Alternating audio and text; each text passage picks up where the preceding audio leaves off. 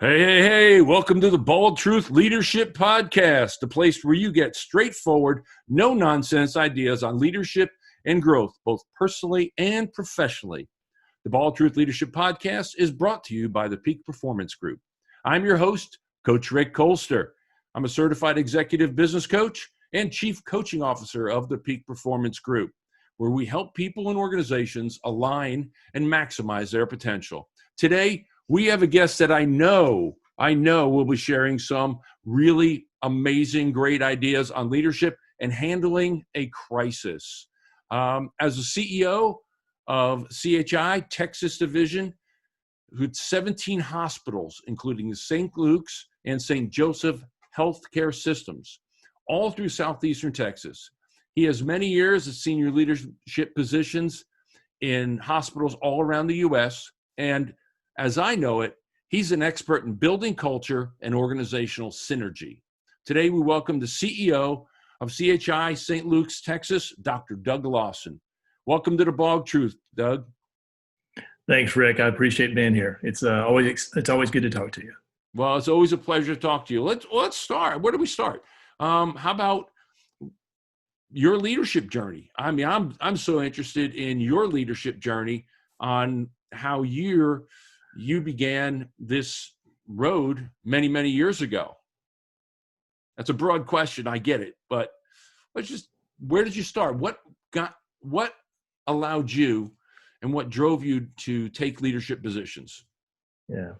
So you froze up on me a little bit through some of that, Rick, but I'll tell you, I grew up in a small town, as you may have mentioned, in a small town called Tahoka, Texas, out on the panhandles of Texas. And you know, my family are farmers and ranchers from way back.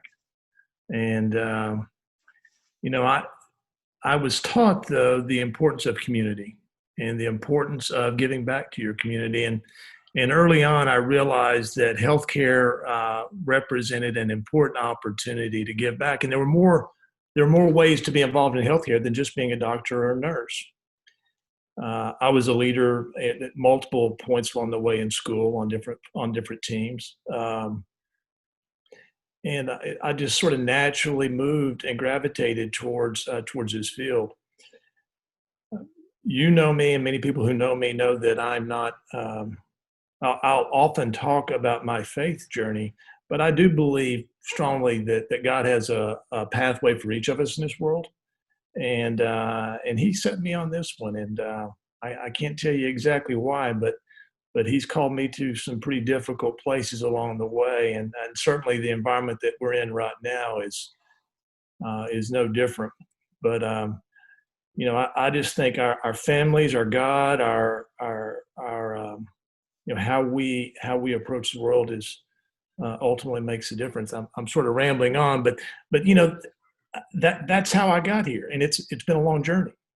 Okay, and we love the fact that watching leaders grow throughout their careers, and our listeners and viewers, they love hearing about the journey that it is. And you mentioned being on some teams growing up. Now, you were on a team, an interesting team back in college, weren't you?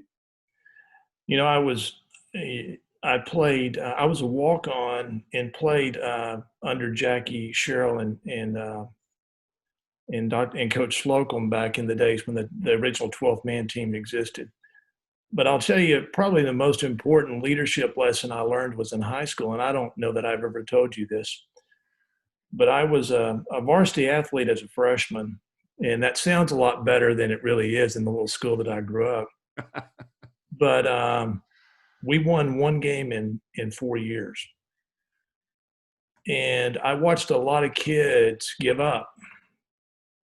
And I realized early on that success, you know, is a function of not giving up. So many times you cannot give up. You can't give in, and you got to keep working. And that was a really hard lesson to learn over a long period of time, especially as a young boy. But to go from that environment and then playing for a nationally recognized team in those days like A&M, and watching the different cultures play out was an incredibly important opportunity and lessons to learn, especially as a young man. That's interesting. One of the things that I was blessed to do as a young man as well. I played basketball and some football, but one of the things, and you said never give up. And I had the blessings as a teenager to be coached by Coach Jim Valvano at summer camp, and he was the funniest guy on the face of the planet. He cracked us up, but the thing is he never ever gave up, and that's such a great leadership trait to have. And I think if you could have any one thing, that would be it: is just keep persisting, be persistent, persevere. Which is interesting now because we're in a really interesting time now. So those that are listening, we're right here in the middle of this COVID-19. I've been in quarantine for 30 days right now, as of today, 30 days. I got a message 30 days ago, said, Rick, you might have been exposed at a trade show you were at. And I was like, you're kidding me. Now I'm okay. I wasn't, I'm fine. But we all quarantined for 30 days. How do you, and your team at St. Luke's, how are they handling that, and how are they persevering through this incredibly tough time? What are some things that you're sharing with them that are keeping them going? It is a tough time, and it's tough for a lot of people. The people that I worry about the most are those that have small businesses that are working week to week, month to month. Mm-hmm. And I'm very concerned about them and how difficult this is. My team, I spend a lot of time talking about resiliency, emotional resiliency, and the ability to manage through difficult situations, to lead through difficult situations. Because people look to us. They look to us to be the role models. They look to us for assurances. They look to us for answers when there are no good answers sometimes. A guy by the name of Rick Heifetz wrote a book called Leadership Without Easy Answers. It's a fantastic book. He's a psychologist by training, but he's now a professor at Harvard. But he talks about adaptive capacity, and that is our ability to adapt to change. And, this is a significant change. This will change our economy. It's going to change how we deliver healthcare ultimately. And our leadership team has got to be rock solid. I came into an organization 2 years ago that was in some distress. And one of the most important things that I did was help recruit and develop a new team and a new culture, and one in which was capable of adapting to the new challenges. It's really easy to fall into a victim mentality and to just feel like the world is crashing in on you and you don't have control. When in fact, you do have some control over the decisions that you make, but you have to be purposeful and you have to think about these things very deeply. I work for a not-for-profit, faith-based organization, and I have the bulk of my career. And I'm very fortunate to work also within an organizational construct that believes deeply in the spiritual aspect of what it is that we're doing. And clearly that's in play as we deliver care to this community and the communities that we're called to serve. It's interesting. You mentioned building culture. And one of the big things at the Peak Performance Group that we work with our clients is, how do you build that culture? Because we're all about culture, vision, values. They really drive a lot of the business decisions here.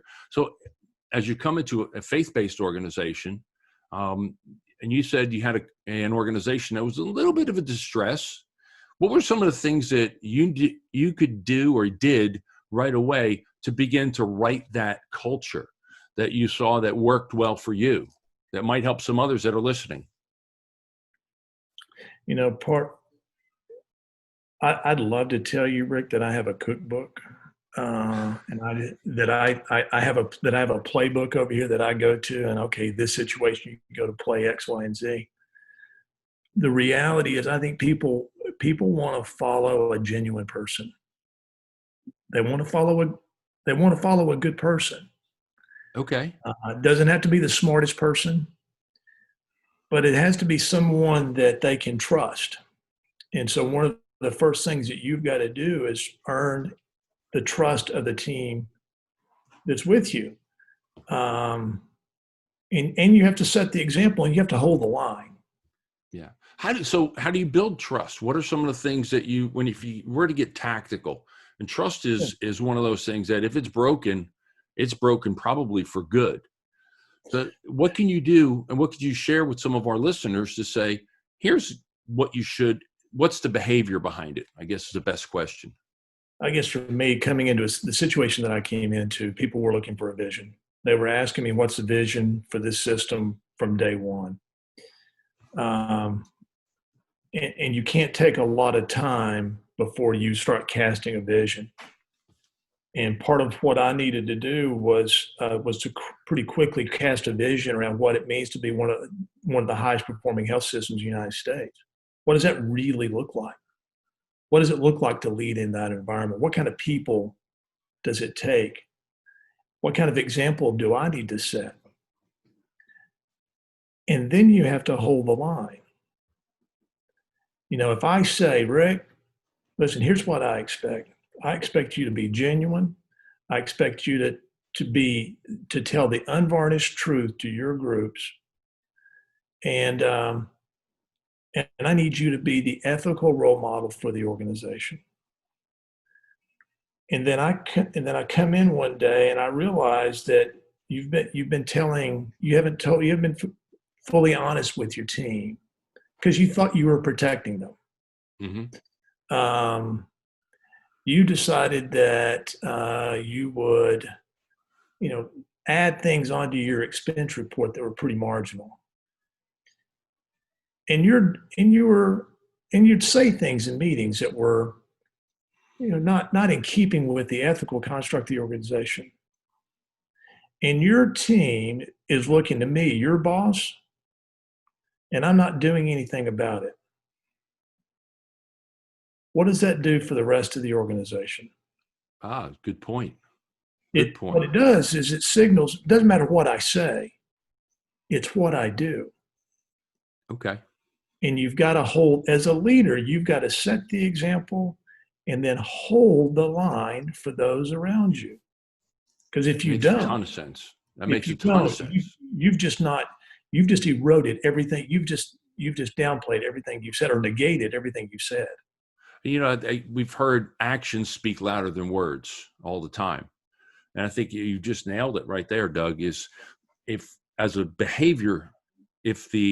leader accepts whatever his subordinates are doing, doesn't do something about it, it's just you're accepting it. And accepting it, even if it's wrong, and they know it's wrong. Everybody knows what's right and wrong. We all have a good sense of what's right and wrong, yes. I think, in the world. And if they don't, you're approving it. That's right. That's interesting. Right. So that leads me to, and it's such an interesting dynamic in leadership is the behaviors of the leader and do that. Now, we're right in the middle of a crisis, this COVID-19 crisis, and you've got to be under a lot of pressure. Your team, I'm sure, and I'll say thank you to all your team, your nurses, your doctors, everyone on the front lines that's down there, because I know that Houston's a big city, and you're probably seeing a lot of cases, and God bless them for getting out there and putting themselves in the front line. And just thanks to them, and you can share that from us here at the Bald Truth. Say thanks to them for the hard work they're doing. We're going to get out of this. So how do you manage to keep positive during a crisis like this? Part of it is just my personality has always been to look to the opportunity and not what's the upside, not the downside. You have to understand both, but I'm a sort of a glass half full guy from the beginning. So it's a little easier for me just in terms of the way that I'm hardwired. But the reality is I also know people watch us very closely, and we have to be serious when it's time to be serious. But we can't panic. We can't panic. If people see us panicking, it's not going to go well. Okay. So So keep your cool. we have to be purposeful, we have to be thoughtful, and we have to help people understand how we're going to get through this. Now, part of that means you got to have a plan. So we're in an unprecedented situation. And we're in a situation where we have to, without question, keep our patients safe. But equally important, we have to keep our staff safe. Okay. And that's a challenge right now. You're seeing it happen in New York, where you got shortages of personal protective equipment. You've got hospitals that are being overrun with cases. At the community level, part of leadership and the sort of the soft side of leadership is thinking ahead. I mean, anticipating these things before they become a crisis. Okay. We knew none of us really foresaw this type of virus infecting the United States this way.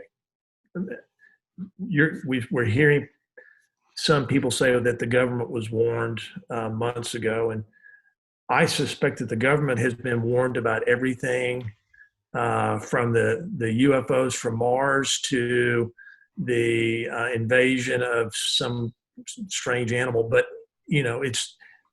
they've been warned about everything. But where the real risk at, regardless of all of that, we're where we're at today. But we knew we were watching New York, we were watching Seattle, we were watching California, and we knew that one of the things that we had to deal with was keeping our staff safe. We learned that lesson back when Ebola broke out in Dallas several years ago. Okay. The most important thing you could do, be honest with your staff and do everything you know to do to keep them safe. And so we started that process and making sure that we had the protective equipment to keep them safe and policies and protocols in place to keep them safe. What really drives healthcare workers crazy is when you change those protocols.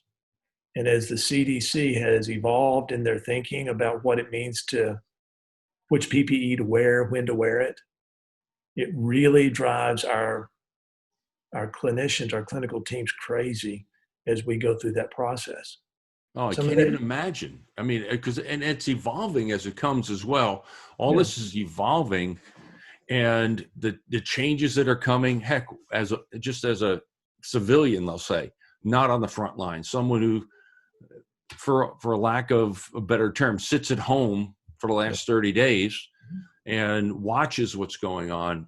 Everything's changing on a consistent basis. If anything's constant, it's change. Absolutely. What's happening. Yeah, no, it really is. And our job is to help people change. Adaptive capacity. I love that. Adaptive capacity. And so building that, when you're able to build that within your within your organization, it seems to lift it up. Kind of, I use the analogy of a ship in the water. When the water raises, that adaptive capacity raises, the ship rises with the water. Yes, you've got to develop the ability to change, to adapt to an evolving and rapidly changing circumstance. And that's a learned skill. Okay. Yeah. So, with that, I know this is a fact that now, from my experience working with organizations, is there's always going to be that naysayer, those negative Nellies that are in the organization somewhere. They're there. It's just part of who we are. We're built that way as humans, what we see, what we hear. I was watching the news this morning and I spoke to my wife. I said, they're trying to scare what out of us. They're trying to scare us. I said, I just turned the news off. I was mad. Yeah. So how do you adapt to those negative Nellies though? And how do you manage and how do you deal with that mindset when it infects your organization? Yeah, a couple things. And I would be remiss if I didn't take this opportunity to mention that one of the reasons Texas is not where New York is because we've adopted the social distancing pretty early. Mm-hmm. And our economy is going to pay a price for this. But this next month, we've got to hang tough on this. The reason that we don't have an absolute disaster on our hand in Dallas and Houston and San Antonio is because we've adopted the social distancing pretty aggressively. That is the only thing that we know scientifically that reduces the spread of the disease. And it's really important. And this is going to be a tough month because we're going to see declines and we're not going to see the surge that we were worried about it. But we've got to be really careful in this space. Our political leaders and our scientific leaders are going to have a number of really important debates over the next several weeks about this issue of when do we reopen for business. Sure. I mean, right now we're in the Fort Worth area. We're in April 30th right now. Yeah. And we're looking at what, the 14th, 13th today. Yeah. We got another 2 weeks easy. And I'm pretty sure it's going to go through May. And I'm glad that we're doing it and we're seeing it for the most part. I go out for walks every day and we make sure we social distance at the park. And I stopped going to the busy park, go to the less busy park to get my walk in. Well, but I want to get to the core of your question though, which is two things I would say, or a couple of things I would say. Number one is I really work hard to deal with fact and not feelings. Okay. So when we get into situations where we're talking about the direction of the organization, in the issues that are impacting the organization, let's talk about facts and let's take feelings out of it because we've all got feelings. Sure. But let's stick with facts. But one fact we're not going to debate is the vision of the organization. And we're going over there, and that is a really cool place. And it's not going to be easy, and it's going to take some really hard work, but that's where we need to go. And I need a team with me that's interested and passionate about going that way. And we can debate details along the way in some rooms, but when we leave that room, we've all got to be in agreement about where we're going. And if you can't agree with that, or you don't believe that's the right place to go, you need to go find another organization to work for. Sounds harsh, but I think you nailed it. It's hard, but if you don't have that cohesive team together, they're all pulling the oars in the same direction at the right time, you're going to have the boat going around in a circle. I love boat analogies. Yeah. Patient customer experience is probably one of the best diagnostic tools to look at the culture of an organization because it's so sensitive at the front line to alignment around a common direction. Mm-hmm. It's a really important indicator of culture because patient satisfaction is set at the bedside or at the point of contact with your customer. And if our patients aren't having a positive experience, the words that I'm saying in my office are not translating down to the bedside. I find that's so interesting and I actually like that, because coming out of a sales environment, corporate sales environment, you actually recognize that your patients are your customers. I mean, not many people will do that. I thought, and I just applaud you for that. But they're also, because that's what their expectation, they have expectations, and their experiences drive that behavior on the backside as well. So if they have a negative experience somewhere, what do they say? If you have one negative experience, they'll tell 10 people. They have one positive, they'll tell 2. Don't go to that hospital because I didn't like it there. They were mean to me. They weren't nice, whatever it might be. And part of this, Rick, is also what kind of training we're providing. Okay. A good customer experience doesn't happen. A good patient experience doesn't happen by accident. We can have really good people, but they're not trained to use the right tools at the right time. And their patient or customer experience is not going to be good or will not be exceptional. It'll be good, not great. Man, you nailed that. That's dead on. You're absolutely right. That customer experience and patient customer, interchangeable as words, is necessary to build that culture. And it's your culture. So that kind of leaves me as servant, and one of the core things that we work on here at the Peak Performance Group is servant leadership. That's one of our core principles, is really the concept of servant leadership. It is a faith-based. We know it's faith-based, biblical-based, but it's becoming into the forefront now, more into the secular world. We're seeing more and more and more people talking about servant leadership. So as a servant leader, and I know you understand that, as a servant leader, how do you help someone grow into having that mindset of a servant leader? Yeah. Well, a couple of things. Greenleaf, who authored the original book on servant leadership, was pretty much an agnostic. He was an IBM executive who really began looking at a different type of leadership outside of the autocratic bureaucracy that he had experienced, and developed the concept of servant leaders. It has been widely adopted by the spiritual communities.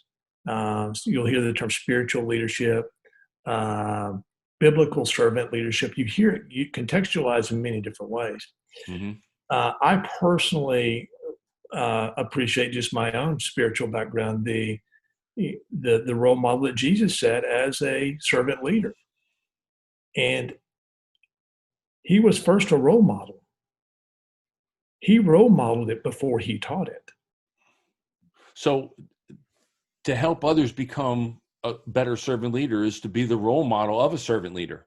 That's what I'm hearing. And you have to believe it. See, that's, I guess, the great challenge that we have as leaders is how do we push that out or give that and show that to the people? So we have to internally have that belief. What I'm hearing is we got to have that belief system inside, and then we have to exhibit that behavior. I think it goes back to, and I think most people intellectually understand. I do believe that at the end of the day, the job of our lowest paid employees is probably some of the most important work that occurs within the organization. The people who are cleaning up our operating rooms, who are cleaning our patients' rooms, who are transporting our patients, are some of the lowest paid people that we have in our hospital. I would argue they're doing some of the most important work. Oh yeah, I mean they're frontline as it gets, because they have that really close bond with the patient or the customer. You want to know who's preventing infections in our hospital at the core? It's folks. That group. Wow, interesting. And so, making sure that group feels supported, that you're there to serve their work, that your job is to enable them to be the best at the job that you're asking them to do, that they've been called to do. We have a guy who does floors for us. His name's Jesus. And he goes by Jesus, not Jesus, but Jesus. And he's amazing.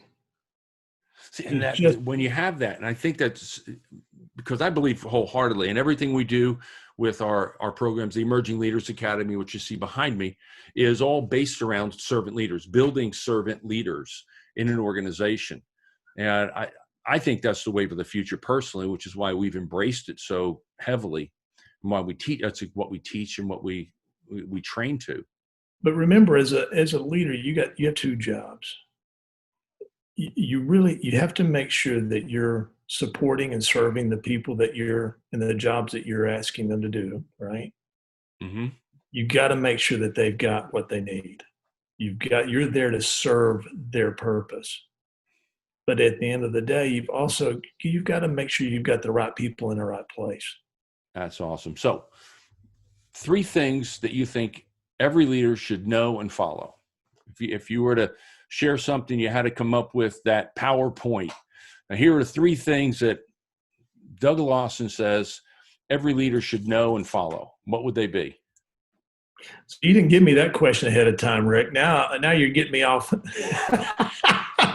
Hey, sometimes the right off the cuff is the best. Number 1, do the right thing. Okay. Do the right thing. Number one, do the right thing. Number two, be passionate about this job. If you can't be passionate about this job, if your heart's not in it, then you're never going to be fully effective. And I guess the third is, if I'm talking to a group of leaders, what I'm consistently saying is, listen, at some point you need to you need to look inside yourself and find the leader that you are. Don't model your leadership after something you read in a book or after me or after anybody, but look inside your heart and find that authentic person, that authentic leader, and let that person loose. I love that, and I may steal that. Find the leader you are. I may steal that, because that encompasses everything. I mean, think about that. It's just find the leader that you are. So, well, I'll tell you what, this has been awesome, and I want to be conscious of your time, respect, because I know you're busy. Is there anything you'd like to shout out, or anything you'd like to share about St. Luke's? What's going on with the healthcare system right now? I appreciate you saying that. We've been through a terrific journey this past few years at Baylor St. Luke's Medical Center. But we've had the opportunity to work with some of the world's best physicians at Baylor College of Medicine. The staff at Baylor St. Luke's Medical Center is amazing. They've evolved over the last couple of years. They're well prepared to handle this current crisis. I've had the opportunity to work with the Texas Heart Institute and the legacy of Dr. Cooley and the home of the artificial heart, and watch some of the people who are so committed to the Texas Medical Center and committed to Houston. It's just been truly amazing.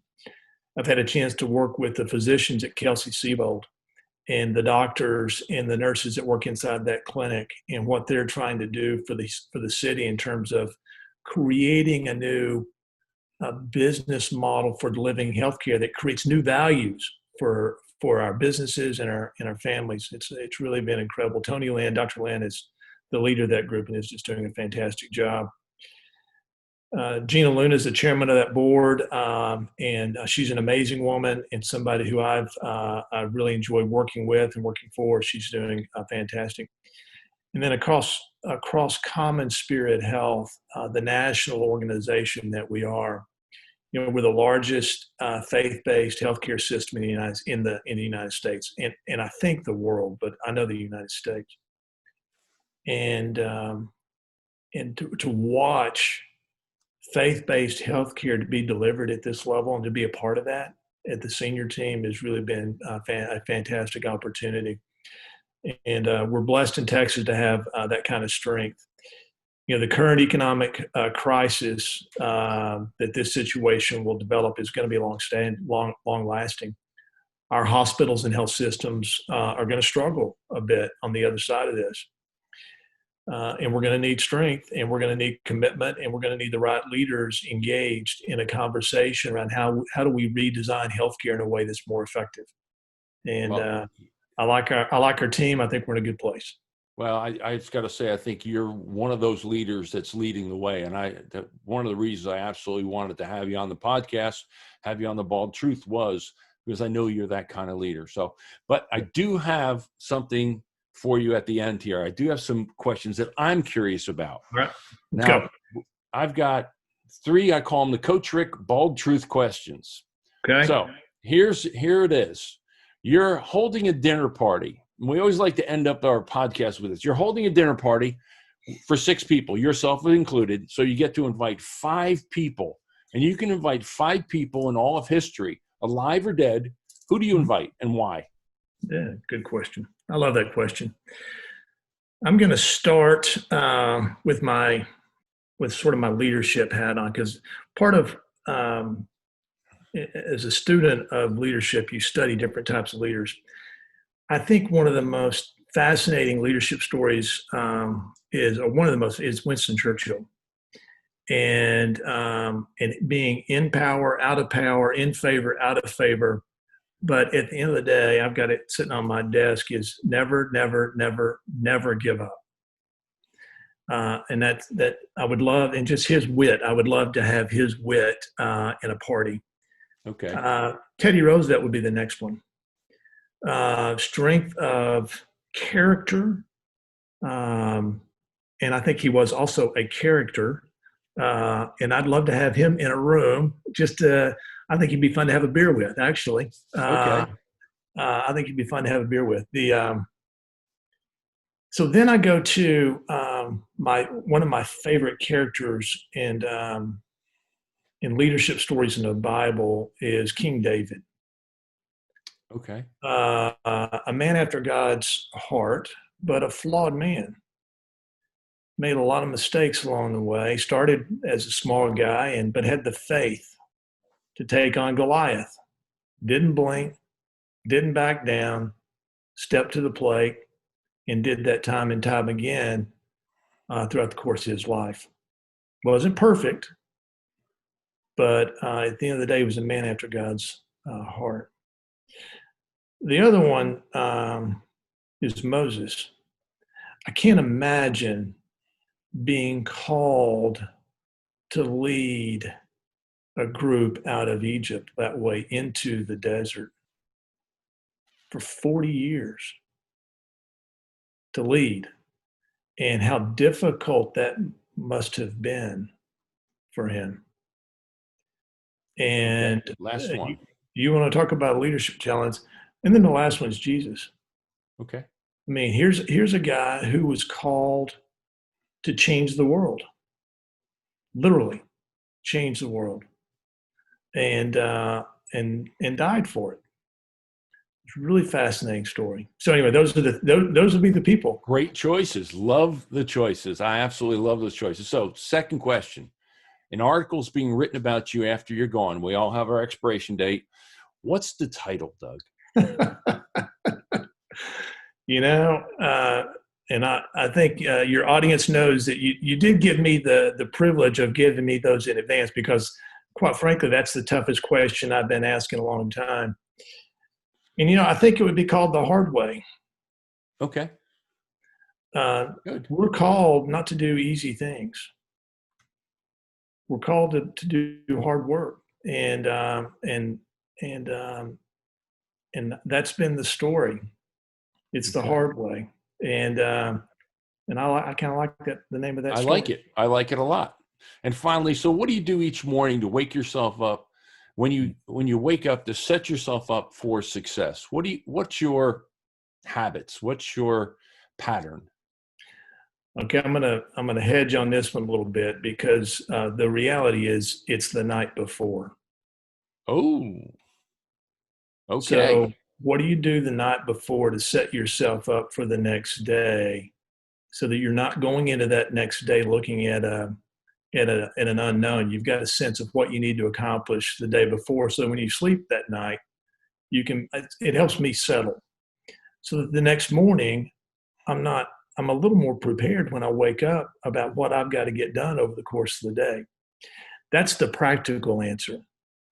The other answer is you've got to find a few minutes to settle yourself before you wade into the challenges of the day. And each of us will have a different way of doing that. People give me books all the time, motivational books, spiritual books, and I'll flip between 4 or 5 different ones. But spending a few minutes in each of those before the day gets too out of hand is incredibly important. Bam! You nailed it. Holy smokes. I loved it. Prepare the night before and then take a moment to reflect in the morning. I think that's the best advice I've gotten in all the podcasts that I've done. And seriously, all that. And I just want to thank you for being a guest. Thank you for being here.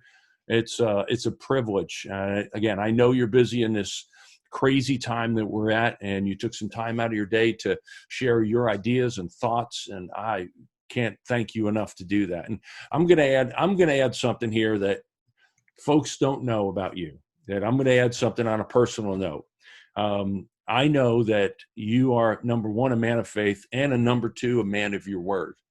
At one point, I had a friend, a couple of years back, she was in a hospital. She was in your hospital down at Baylor University when you were there. And I called you up and I said, would you swing by? And you did. You were running the whole damn hospital at the time, and you took time out of your day to walk by and visit with this friend of mine was on her deathbed, and she ultimately passed. And you took time, and that meant so much to that family and to me. And I've never thanked you for that, but I do want to thank you for that, because again, I know you're a man of compassion, a man of faith, and a man of your word, and that meant so much to me. And I thank you for that. So thank you. Rick, thank you. You're very welcome. We're happy to serve. Well, good. We're glad you're here. Well, all right. Well, this has been The Bold Truth with Coach Rick and Dr. Doug Lawson. We are the Peak Performance Group, and we are the company that helps people and organizations reach their potential. If you're looking for a way to grow your organization, whether it's sales or strategic direction or leadership growth, the Peak Performance Group, our coaches can help you grow with our proven business acceleration system. Call us at 817-748-7425 or visit us at mypotentialplus.com, and we'll connect you with the right coach. My name's Coach Rick, and this has been The Bald Truth.